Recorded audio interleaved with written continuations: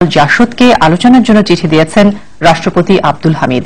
18 December বিকেল 4:30টায় BNP, 20 December জাতীয় party, 21 December LDP ও কৃষক শ্রমিক জনতা লীগ এবং 22 ডিসেম্বর জাতীয় সমাজতান্ত্রিক দল জাসদকে ডাকা হয়েছে। বাকি নিবন্ধিত দলগুলোকে পর্যায়ক্রমে ডাকা হবে। সংবিধান অনুযায়ী নির্বাচন কমিশন গঠন করার এখতিয়ার রাষ্ট্রপতির। প্রধানমন্ত্রীর সঙ্গে পরামর্শক্রমে তিনি নির্বাচন কমিশনারদের নিয়োগ দিতে পারেন। আগামী বছরের ফেব্রুয়ারিতে বর্তমান কমিশনের মেয়াদ শেষ হচ্ছে। সেনা, নৌ ও বিমান বাহিনীর প্রধান পদের মেয়াদ সর্বোচ্চ 4 বছর নির্ধারণ করে আইন করতে যাচ্ছে সরকার। আইনটি কার্যকর হলে 3 বাহিনীর প্রধানরা অবসরের বয়স 59 বছর পার হওয়ার পরও নির্ধারিত 4 বছর দায়িত্ব পালন করতে পারবেন। নতুন আইনে 3 বাহিনীর প্রধানদের বেতন মন্ত্রিপরিষদ সচিবের সমান করার প্রস্তাব করা হয়েছে।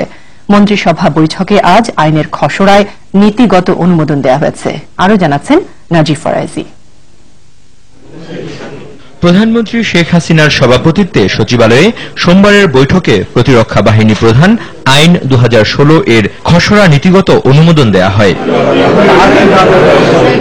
বৈঠক শেষে মন্ত্রী পরিষদ সচিব জানান, সংবিধানের 61 ও 63 অনুচ্ছেদে আইন প্রণয়নের মাধ্যমে সংসদ প্রতিরক্ষা বাহিনীগুলোর প্রধানদের নিয়োগ ও বেতন ভাতা নির্ধারণ করার কথা বলা আছে। তিনি বলেন, সংবিধানে উল্লেখ থাকলেও 44 বছরে এ নিয়ে কোনো আইন হয়নি। রাষ্ট্রপতি এই প্রতিরক্ষা বাহিনীর প্রধানদের নিয়োগদান করবেন। সাবসেকশন 2(4)(2) বলা হয়েছে, বাহিনী প্রধান যদি স্বেচ্ছায় নিজে অবসর গ্রহণ না করেন তাহলে একসঙ্গে বা বর্ধিতকরণ সহ সর্বমোট নিয়োগ অনূর্ধ্ব হবে 4 বছর।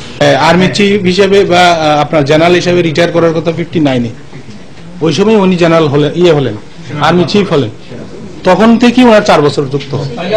এটা হলো বাহিনী প্রধানের টেনিউর হচ্ছে 4 বছর। না চাকরি কত বছর আছে না আছে এটা ইম্পর্টেন্ট না, উনি চাকরি থাকতে থাকতে যোগদান করলেন, তারপরে ওনার 4 বছর শুরু হয়ে গেল। সরকারের ইচ্ছা সর্বোচ্চটা হলো 4। এখন 1 বছরও যেতে পারে, 2 বছরও যেতে পারে। সার্ভিসেস ইনস্ট্রাকশন বলে একটা ওনাদের সার্কুলার আছে, ওই সার্কুলার দিয়ে হতো, এটা এখন আইন করা হচ্ছে।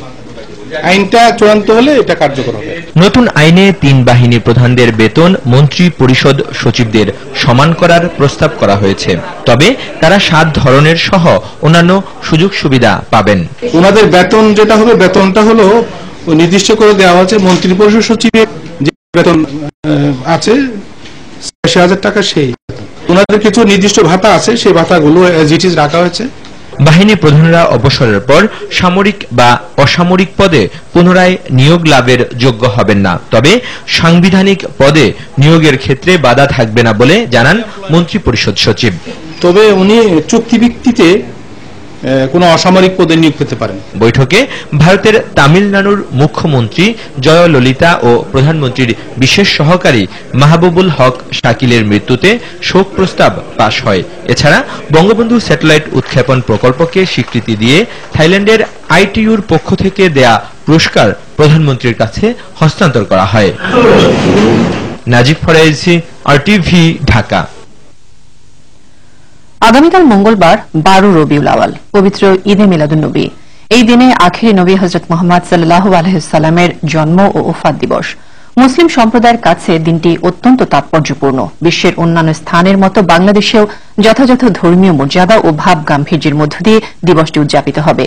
এই উপলক্ষে আজ মসজিদে মসজিদে বিশেষ বয়ানের আয়োজন করা হয়েছে। প্রিয় নবীজির জীবনী আলোচনার মাধ্যমে মানুষের জীবন চলার দিক নির্দেশনা পাওয়া যায়।